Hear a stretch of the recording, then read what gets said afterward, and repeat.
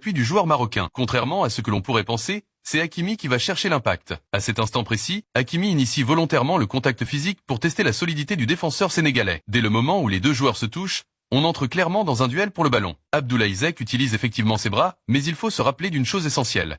On est dans un duel que Hakimi était prêt à assumer. Sa concentration était entièrement portée sur le joueur sénégalais depuis le début du corner. D'ailleurs, il ne regarde le ballon à aucun moment. Pourtant, malgré l'intensité de ce duel, l'arbitre a finalement annulé le but sénégalais en jugeant ce contact illicite. C'est là que réside tout le paradoxe. Si la VAR était intervenue avec plus de rigueur pour analyser l'intention réelle de Hakimi, qui ignore totalement le ballon pour se focaliser uniquement sur son adversaire, l'arbitre aurait sans doute conclu que ce choc n'était pas une faute, mais la conséquence logique d'un duel physique provoqué par le joueur du PSG lui-même. C'est cette action qui, au final, poussera les joueurs sénégalais à quitter le terrain un peu plus tard, car le pénalty obtenu par Brahim Diaz était bel et bien valable, mais la différence, c'est que lui a eu droit à l'intervention de la VAR.